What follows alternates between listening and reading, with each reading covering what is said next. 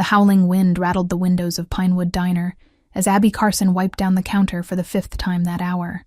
Outside, Burlington, Vermont had disappeared under a veil of white, the worst blizzard in decades transforming the quaint town into an Arctic wasteland. Her few remaining customers had left hours ago, but Abby couldn't bring herself to close early. The diner was her life now, all that remained of her dreams after everything that happened in New York. "More coffee, Frank?" she asked the elderly gentleman nursing the last drops in the corner booth. Frank Davidson was a regular who walked 3 blocks every day, blizzard or not, for her homemade cherry pie and a sympathetic ear. "Better not," Frank replied, sliding a 20 across the worn formica. "My doctor would have my hide if my blood pressure spikes again. You should close up, Abby. This storm's getting worse by the minute." Abby smiled but shook her head, tucking the bill into her apron pocket. "I'll stay open a bit longer. Some folks might need shelter tonight. You get home safe now." As if summoned by her words, the door burst open with a gust of snow and frigid air. Abby turned, expecting to see the usual plow driver stopping for coffee, but instead found an elderly woman stumbling through the entrance. She was bundled in a coat far too thin for the weather, her silver hair dusted with snowflakes, her face pale with cold. "Oh my goodness." Abby rushed forward, catching the woman as she swayed dangerously. "Are you all right?" The woman's skin felt like ice beneath Abby's fingers, her breathing shallow and labored as she struggled to speak. I got lost," the woman murmured, her voice trembling with cold. "My taxi dropped me at the wrong address. I can't find my grandson's house in this storm." Her eyes, a striking shade of amber, darted around the empty diner in confusion. Within minutes, Abby had wrapped the woman in the emergency blanket she kept under the counter and placed a steaming mug of chamomile tea between her trembling hands. The color was slowly returning to the stranger's cheeks as she sipped gratefully. "Thank you, dear," the woman said, her accent revealing hints of old-world Italian. "I'm Clara Rosetta." She pronounced it with a slight roll of the R that spoke of decades in America, but origins elsewhere.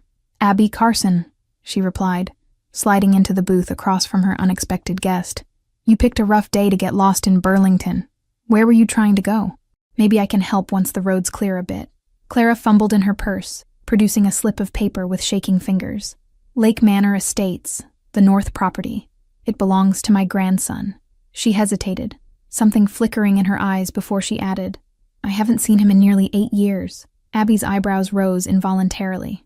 Lake Manor Estates was the most exclusive address in Burlington, a collection of sprawling properties overlooking Lake Champlain where the ultra-wealthy maintained discreet vacation homes. Whoever Clara's grandson was, he certainly wasn't hurting for money. "That's quite a ways from here, especially in this weather," Abby said gently, refilling Clara's tea. "The roads to that part of town will definitely be closed until tomorrow, but you're welcome to stay here as long as you need." Clara's shoulders slumped slightly, her weathered hand smoothing the paper with his address.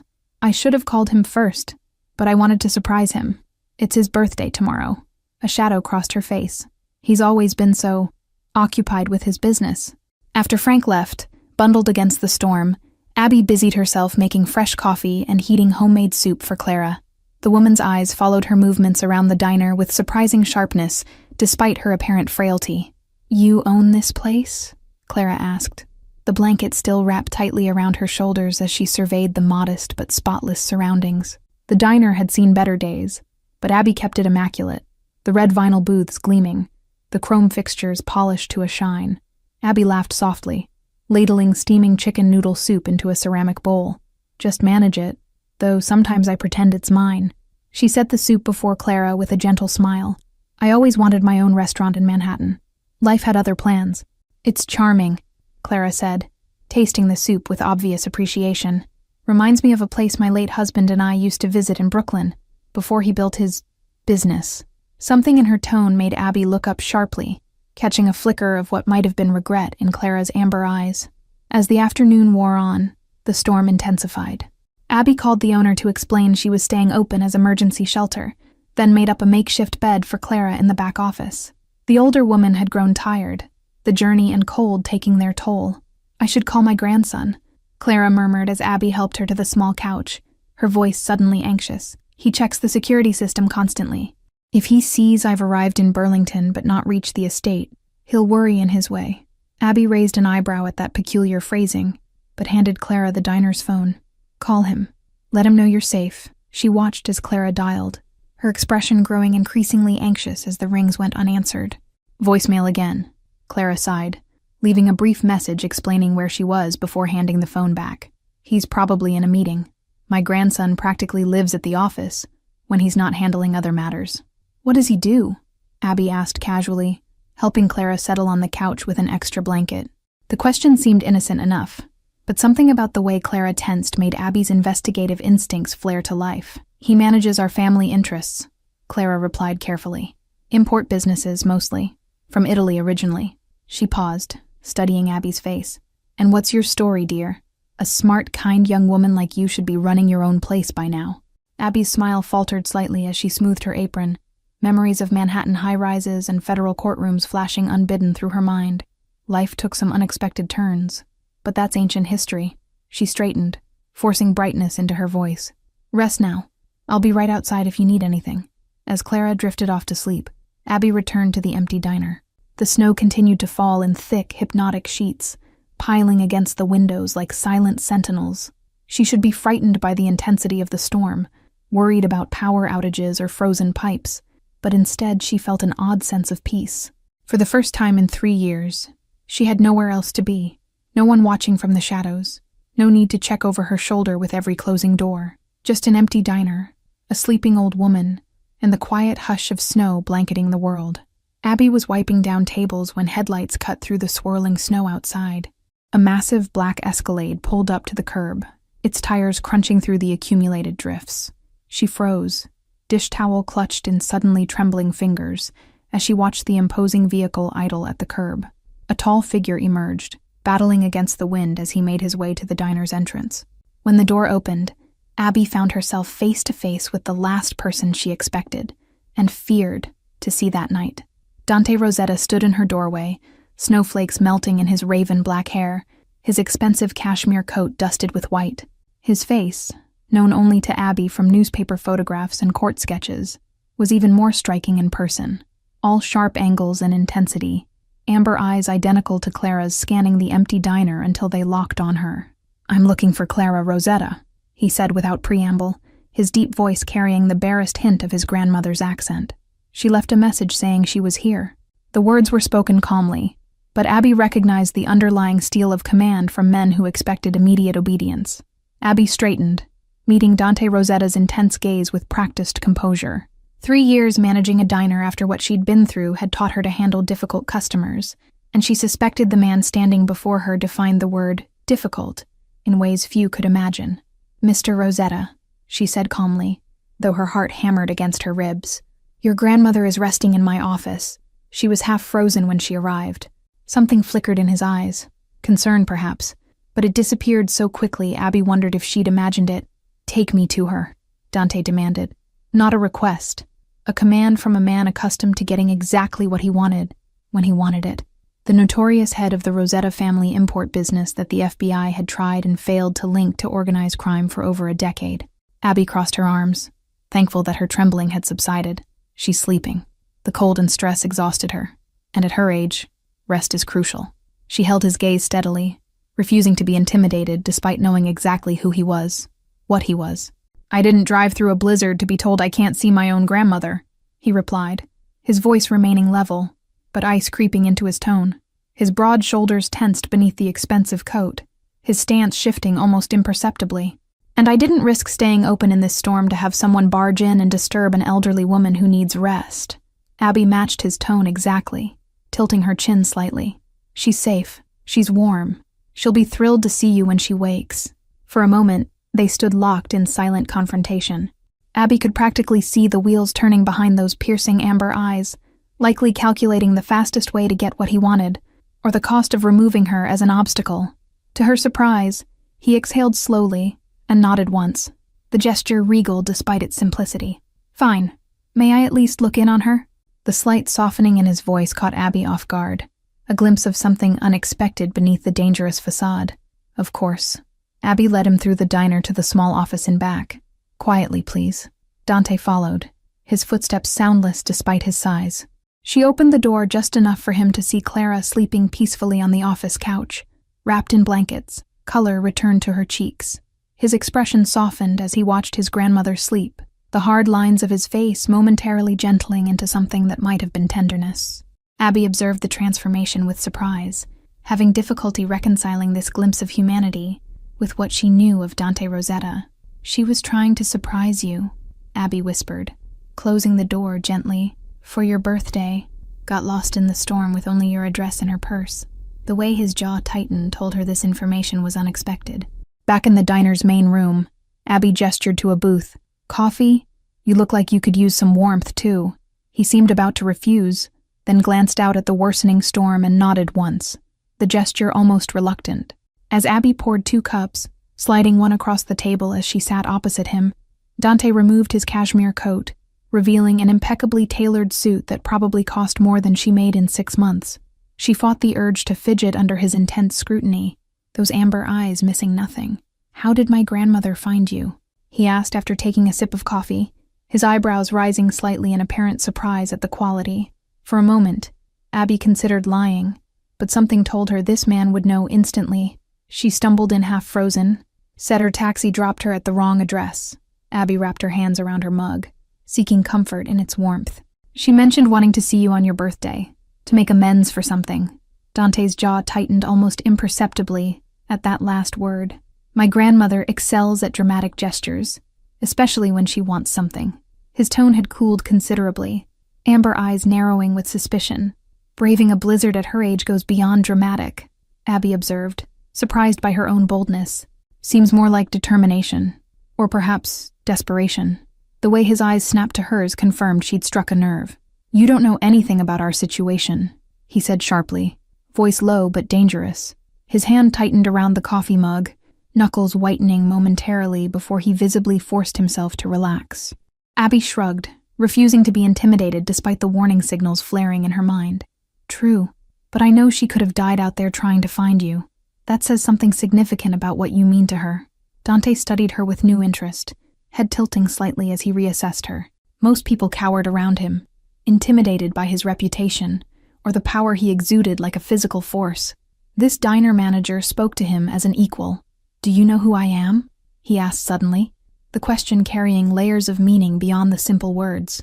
His amber eyes bore into hers, searching for signs of fear or recognition. Abby couldn't help the small, bitter smile that curved her lips as memories of a Manhattan courthouse and whispered threats flooded back. "Is that the question you ask everyone you meet?" For a moment, surprise flickered across his features. Then, unexpectedly, the corner of his mouth twitched upward. "Only the ones who aren't properly terrified of me." The admission carried an edge of dark humor, as if they were sharing a private joke, rather than acknowledging his notorious reputation. The moment was interrupted by Clara's appearance at the office doorway, her silver hair rumpled from sleep, but her amber eyes, so like her grandson's, bright and alert. "Dante," she breathed, tears springing to her eyes. "You came." Dante was on his feet in an instant, crossing to his grandmother with fluid grace that belied his size. "Of course I came. You left me a voicemail saying you were stranded in a blizzard." His tone was measured, but Abby could hear the concern beneath it. "I wanted to surprise you for your birthday." Clara reached for his hand, her expression hopeful yet cautious. To Abby's surprise, Dante allowed the contact, though tension radiated through his powerful frame. "My birthday isn't for 2 days," he said, without the coldness Abby had expected. "And you should have called first. Burlington is too dangerous right now, especially for you."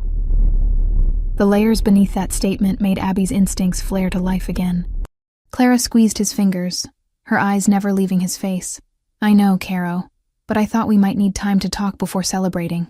Something passed between them, an unspoken current of shared history that excluded Abby completely. "The roads are closed," Dante said instead of addressing his grandmother's comment. "We'll have to stay here tonight. Miss Carson has been accommodating." His gaze flickered to Abby, reassessing her yet again. Clara's face brightened immediately. "Abby is a remarkable young woman, isn't she? So capable under pressure." She patted her grandson's arm with her free hand. "Reminds me of myself at that age, before I met your grandfather." Before either could respond, headlights swept across the windows as another vehicle pulled up beside Dante's Escalade. Abby moved to the window, peering through frost-rimmed glass at a sleek black sedan now idling at the curb. "Are you expecting someone?" she asked, unable to keep the edge from her voice as she turned to Dante. His expression had hardened again, all trace of warmth vanishing as he moved protectively in front of his grandmother. "My security detail," he replied tersely, hand slipping briefly inside his suit jacket, an emotion Abby recognized all too well. They should have stayed at the perimeter as instructed. His tone suggested someone would pay dearly for that disobedience. The door opened, and a lean man with cold eyes entered, snowflakes dusting his shoulders. "Boss, we have a situation." His gaze swept the diner before landing on Abby with narrow-eyed recognition that made her blood run cold. "Well, this is unexpected. You know each other?" Dante's question sliced through the sudden tension, his amber eyes darting between Abby and the newcomer. She had gone perfectly still, her face draining of color as memories surged back in a sickening wave. "Leo Santini," she whispered, the name falling from numb lips. Former FBI special agent assigned to the Organized Crime Task Force. Her eyes never left the man's face as she added, "The agent who promised to keep me safe after I testified." Leo's expression shifted to calculated neutrality as he addressed Dante directly. "Miss Carson here used to be Abigail Reynolds, key witness in the federal case against the Bianchi family 3 years ago." His cold smile never reached his eyes. "Disappeared from witness protection 2 years back." Clara gasped softly, her hand flying to her lips as she looked between Abby and her grandson. "Dante, she didn't know who we were. She was just being kind."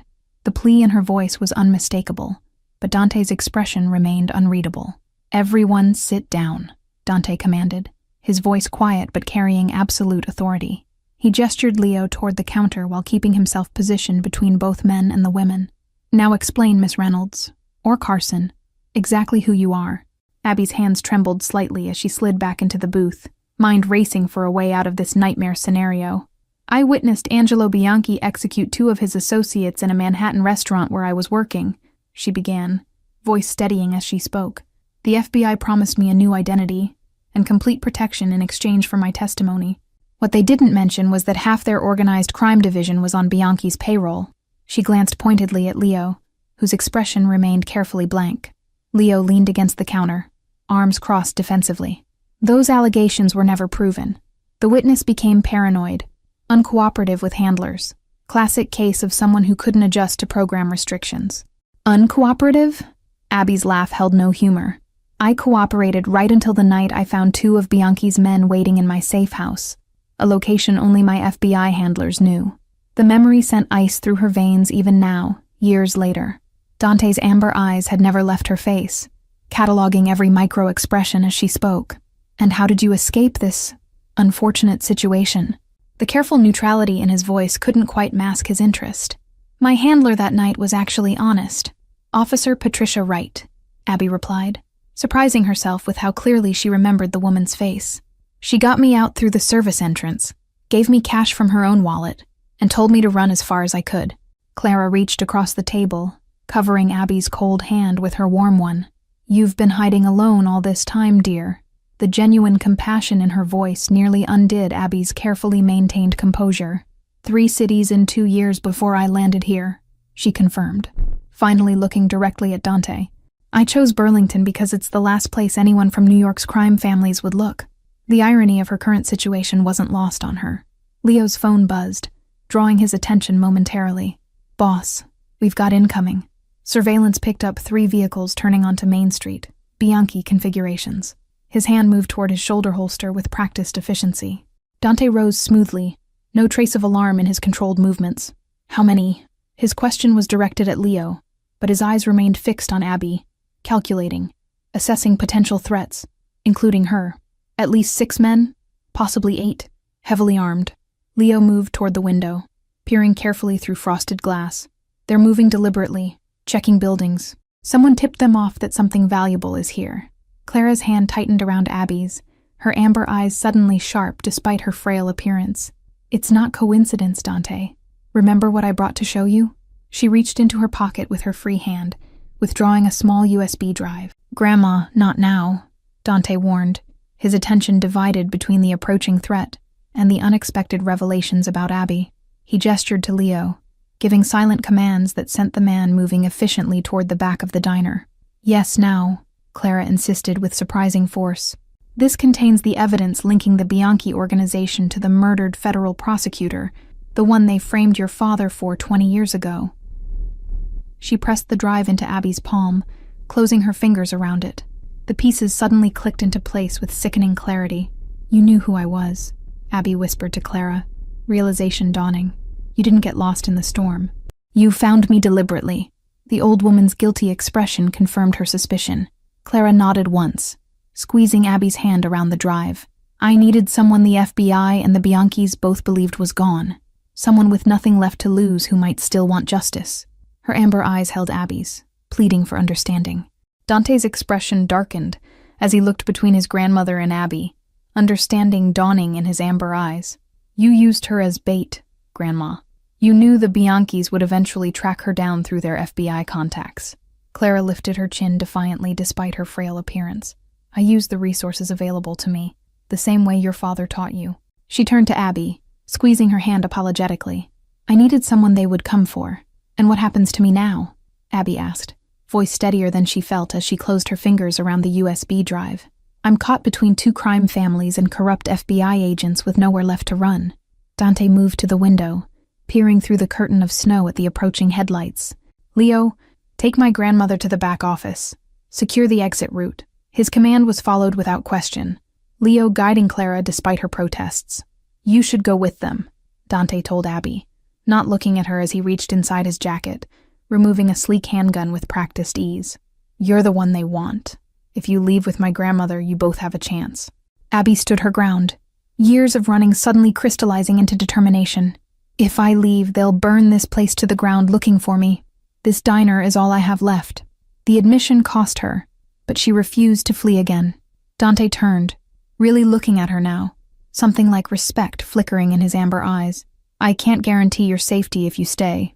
His voice had softened fractionally, a genuine warning rather than a threat. I testified against Angelo Bianchi after watching him murder 2 men in cold blood, Abby replied, reaching beneath the counter to retrieve the Louisville Slugger she kept for protection. I haven't felt safe in 3 years. A wry smile curved Dante's lips as he watched her grip the baseball bat with determined hands, a witness against the Bianchis who refuses Rosetta protection. You're either very brave or completely insane, Abigail Carson. Probably both, she admitted, her own smile grim as she moved beside him at the window. But I'm tired of running, and your grandmother went to extraordinary lengths to bring us together for a reason. The first vehicle slowed near the diner, its headlights illuminating the swirling snow like searchlights. They'll try the diplomatic approach first, Dante explained, positioning himself so he remained hidden from outside view. They always do, especially on neutral territory. Leo reappeared silently, placing a sleek metal case on the counter and flipping it open to reveal an array of weapons. Backup team is in position around the perimeter. Clara's secure in the panic room beneath the storage cellar. His movements were precise, military-trained. Abby stared at the arsenal, the reality of her situation crashing down like an avalanche. This isn't just about me anymore, is it? She turned to Dante, whose face had transformed into an expressionless mask. This is about family honor, territory, and power. It's about justice, Dante corrected, checking his weapon with practiced efficiency. The Bianchis destroyed my father with false evidence while corrupting the very system meant to protect people like you. His amber eyes held unexpected conviction beneath their coldness. Snow pelted against the windows with renewed fury, nature's percussion building to the approaching confrontation. Abby remembered the first time she'd testified, trembling, terrified, but determined to do what was right, despite the consequences that would follow. Your father was innocent all along, she realized, pieces clicking into place. Clara kept investigating while he served his sentence, gathering evidence until she found the missing link. She looked at the USB drive in her hand with new understanding. The diner's ancient heating system groaned as if protesting the coming violence, warm air battling against the winter's chill. If we survive this, Abby said quietly, I want witness protection done right this time, for both of us. The implication that their fates were now intertwined hung between them. Abby's heart pounded as she saw men emerging from the vehicles, dark figures moving with purpose through the blizzard. What do they want with me after all this time? My testimony wasn't enough to convict Angelo. It's not about your testimony anymore, Dante said grimly. It's about what's on that drive. My father discovered evidence linking the Bianchis to federal prosecutor William Harding's murder 20 years ago, the crime they framed him for. Realization dawned cold and clear in Abby's mind. That's why your grandmother sought me out. She needed someone who could get this evidence to the authorities without being dismissed as just another criminal trying to take down rivals. Dante nodded once, his expression hardening as the first man reached the diner door. Someone with credibility. A known witness who disappeared rather than taking bribes. His amber eyes held hers for a moment. Someone honest. The bell above the door jingled as a well-dressed man in his 50s entered, brushing snow from his shoulders with casual elegance. His smile was charming, his manner refined. Nothing about him suggested violence except the cold emptiness behind his eyes. "Miss Reynolds," he greeted Abby as if they were old friends. "What a pleasant surprise to find you alive after all this time." His gaze slid to Dante, the smile never wavering. "And in such interesting company."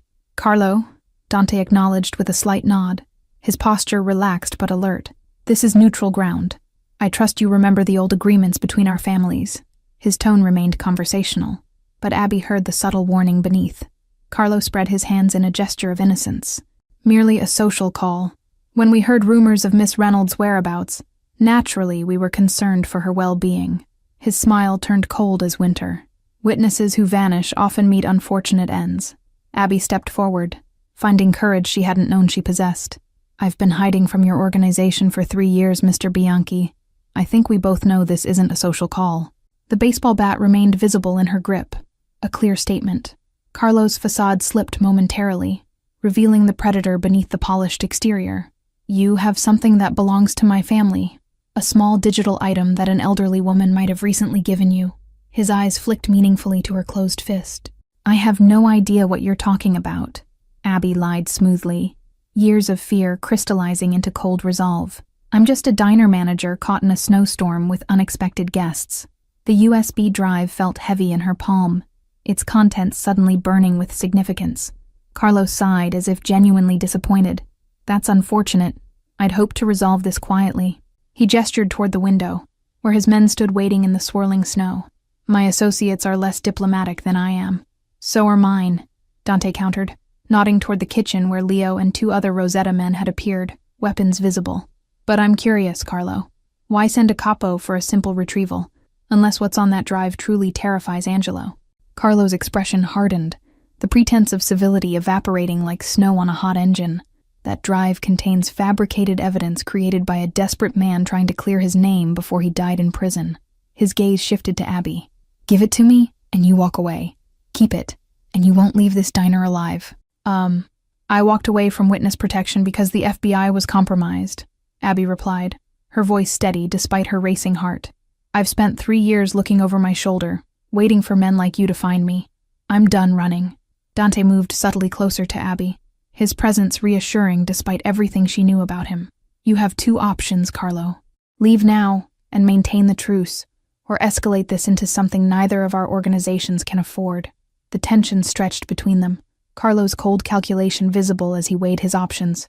"You're protecting a witness against your business rivals, Dante.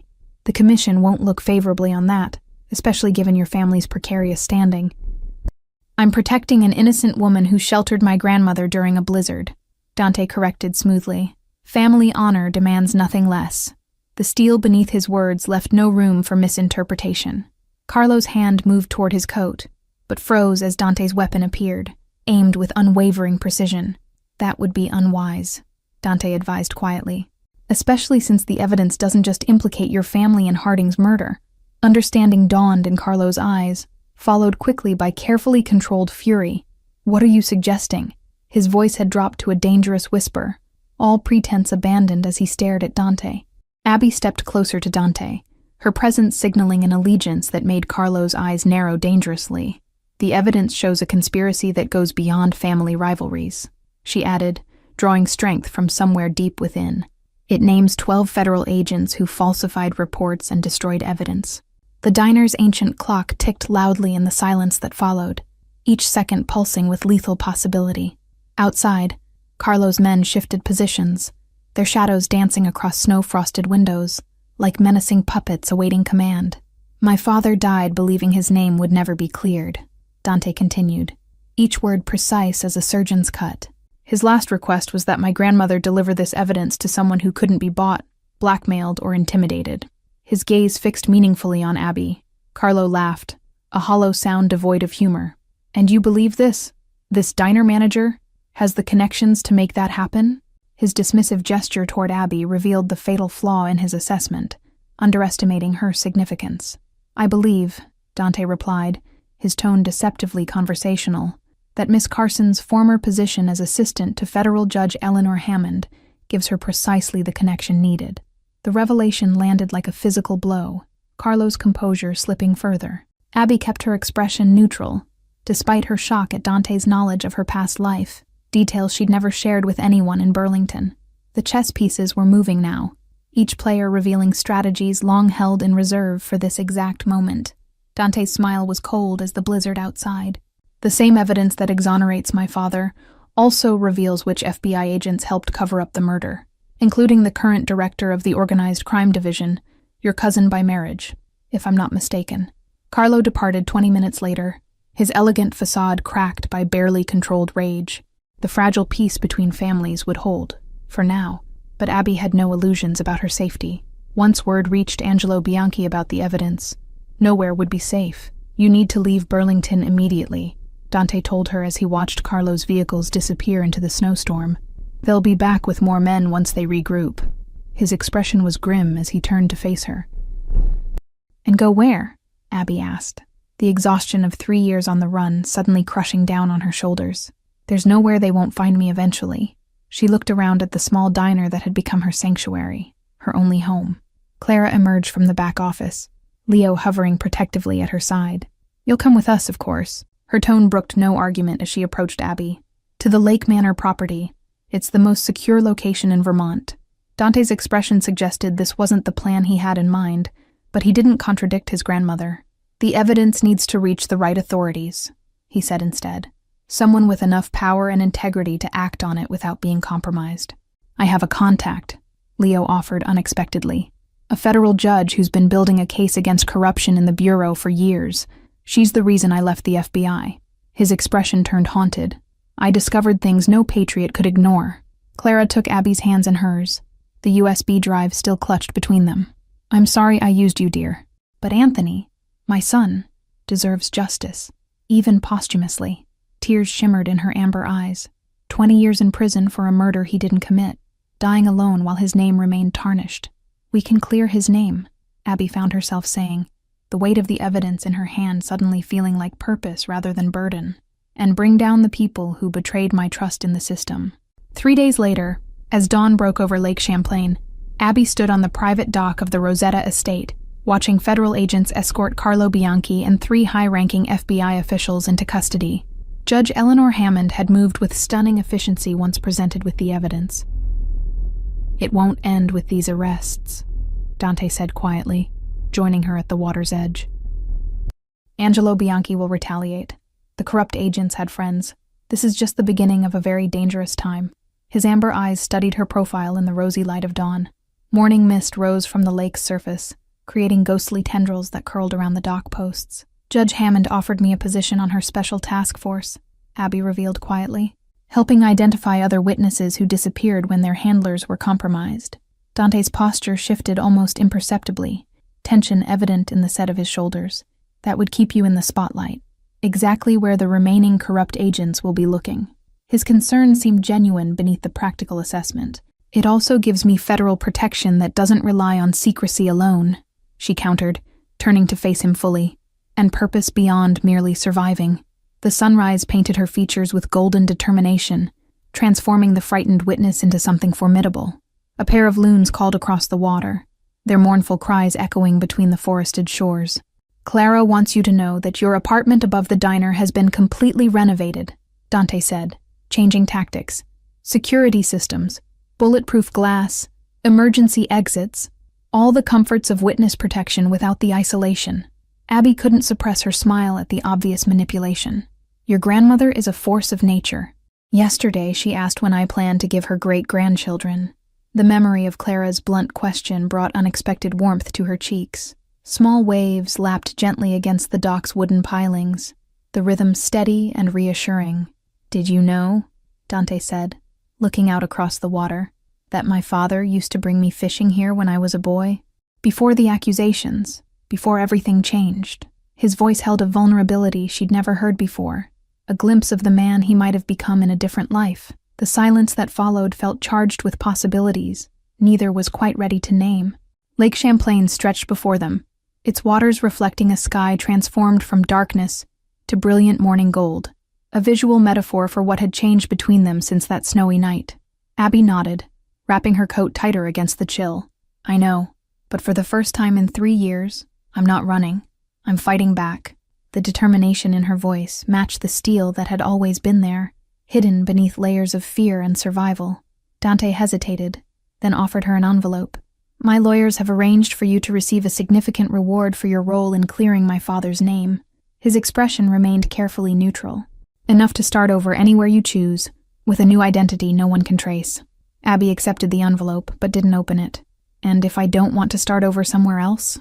The question hung between them, laden with meanings neither was quite ready to articulate. What if I want to rebuild right here? The diner? Dante asked, something like surprise flickering across his features. It's hardly secure, even with Rosetta protection. His practical assessment couldn't quite mask the other question in his eyes, the one he wasn't asking. Not just the diner, Abby clarified, taking a risk greater than any testimony. A life, here in Burlington. She met his gaze directly, refusing to look away as snow began to fall gently around them, delicate flakes catching in her hair.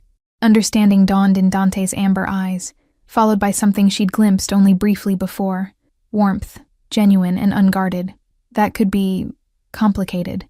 His voice had softened, the hardened crime boss momentarily giving way to the man beneath. Life is complicated, Abby countered, a smile tugging at her lips despite everything. I testified against a mafia family, went into witness protection, escaped corrupt handlers, and hid for 3 years only to be found during a blizzard by the grandmother of another crime family's leader. Complicated seems to be my specialty. Dante laughed then, the sound startling in its genuine delight. When you put it that way. He stepped closer, his hand finding hers with unexpected gentleness. Clara was right about you. You remind me of her in her younger days. Unstoppable when you've made up your mind. 6 months later, the former Pinewood Diner reopened as Rosetta's, a stylish cafe that quickly became Burlington's most popular gathering spot. Rumors about its ownership circulated persistently, the beautiful former witness who ran it, the notorious businessman who visited daily, and the elegant elderly Italian woman who held court at the corner table. You've transformed this place, Dante observed, watching Abby move confidently among the tables. The cafe buzzed with life, warm light glowing against the deepening twilight outside. The winter's snow had long since melted, giving way to Vermont's lush summer greenery. Abby smiled as she slid into the booth across from him, her hand finding his with practiced ease. We transformed it, she corrected. You, me, Clara, even Leo with his suspicious glowering from the corner booth. She nodded toward the former agent who now headed Dante's security detail. Clara joined them, settling beside her grandson with a contented sigh. Have you told her yet? She prompted, patting Dante's arm with grandmotherly impatience. Her amber eyes sparkled with mischief as she looked between them. Thank you all for following this story. If you enjoyed it, please write in the comments where you're watching from, and don't forget to like, subscribe, and share the video, because your support is what keeps me creating stories like this one.